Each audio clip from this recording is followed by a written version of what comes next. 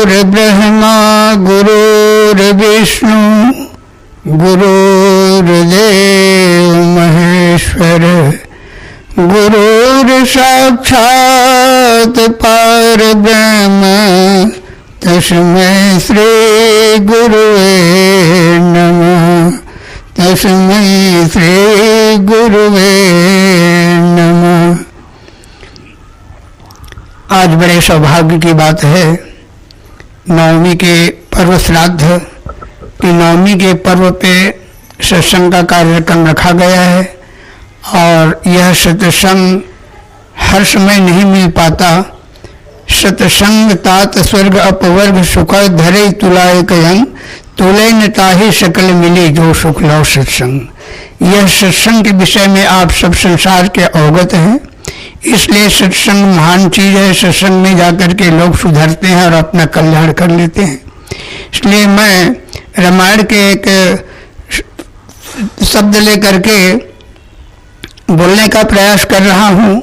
ऐसे रामायण का ज्ञाता नहीं हूँ, न बीजक का हूँ, लेकिन रामायण से ही हम निकले हुए हैं और रामायण का यह पात्र एक मार्मिक है।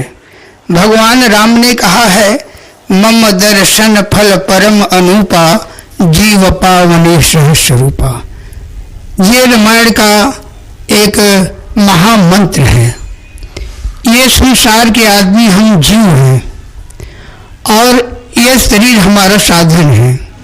हम अपने आप को नहीं पहचान पा रहे हैं, इसलिए शरीर को ही अपना रूप मान रहे हैं। यह शरीर और इसके अंदर बोलने वाला जो चेतन आत्मा, जिसे जीव कहते हैं, आत्मा कहते हैं, दोनों एक पर्याय भाषा शब्द है, चीज एक ही है।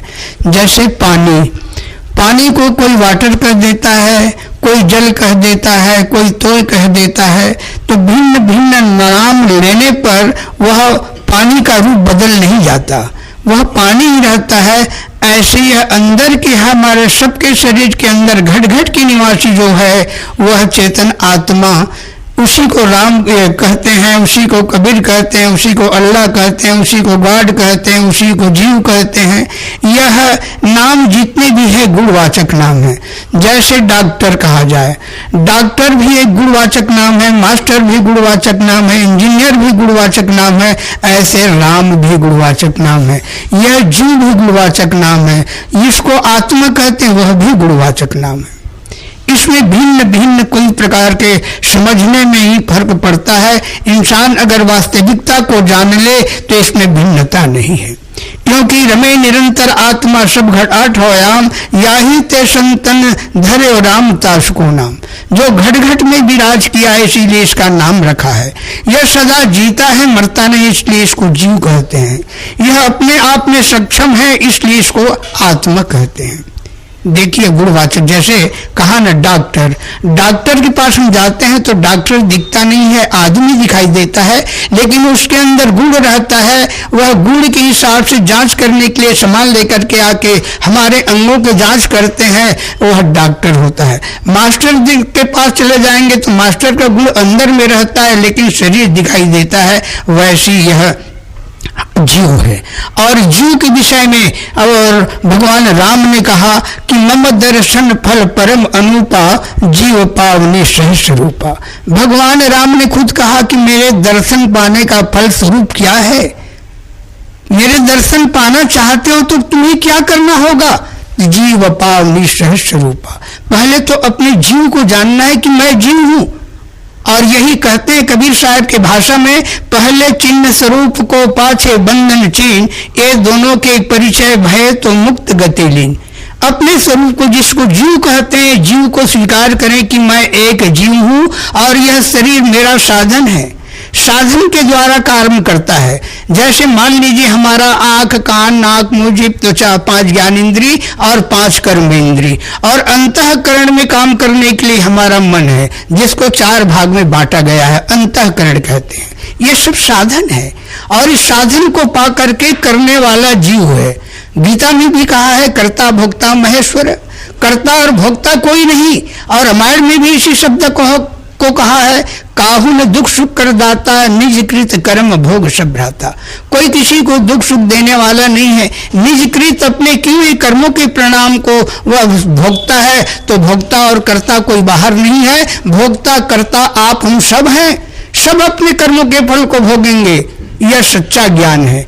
इसलिए भगवान राम ने कहा कि मम दर्शन फल परम अनुपा, जीव पावनी सहज स्वरूपा। मेरा दर्शन करना चाहते हो तो जीव के स्वरूप में स्थित हो जाओ।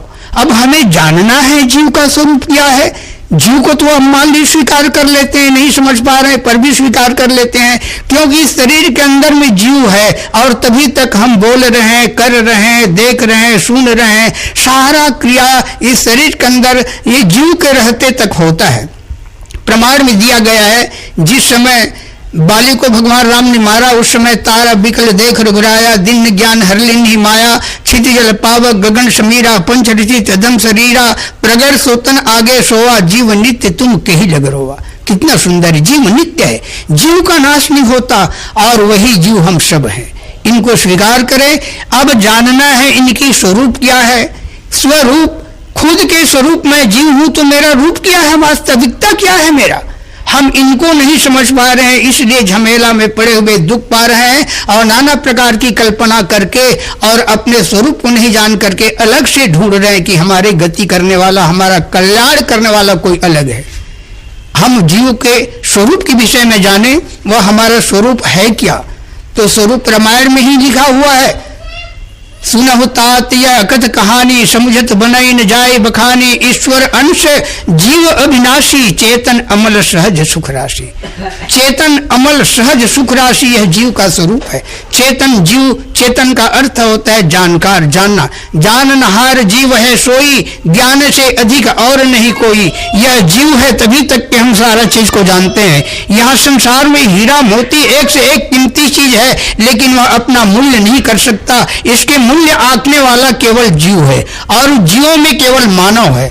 मानव से बढ़कर के महान कोई दूसरा नहीं है। यह मानव जी ही ये मोक्ष का धाम है, मोक्ष का किनारा है, मोक्ष का साधन यह शरीर है। बड़ा भाग मानुष पावा, सुर दुर्लभ सद ग्रंथ गावा, साधन धाम मुक्त कर द्वारा, पाई ने यही परलोक सवारा। परलोक सवारने के लिए, कल्याण के लिए यह शरीर साधन है। तो इसलिए कल्याण के साधन में हम बिगड़ी हुए अनादिकाल से, तो बिगड़ी हुई चीज को हमें सुधार करके अपने स्वरूप में लौटना है। तो मेरा स्वरूप गोस्वामी जी ने कितना सुंदर दर्शाया है। चेतन अमल सहज सुख राशि। यह जीव चेतन माने जानकार है, जानता है अच्छे बुरे सबको। अमल, इसके वास्तविक मूल में कोई मैल नहीं है। अब यही तो यहाँ का बंधन कारण है। गोस्वामी जी ने लिखा, गुण है यह लिखा है, जड़ चेतन गुण दोष में विश्व की न करतार। यह जड़ और चेतन का गांठ बंधा हुआ है। जड़ चेतन गंथ पड़ गई, यद्यपि मिलखा छूटत कठिन। जड़ और चेतन का गांठ पड़ा हुआ है और यह गांठ बंधन जो है मृखा झूठा है, पर छूटने में कठिन है।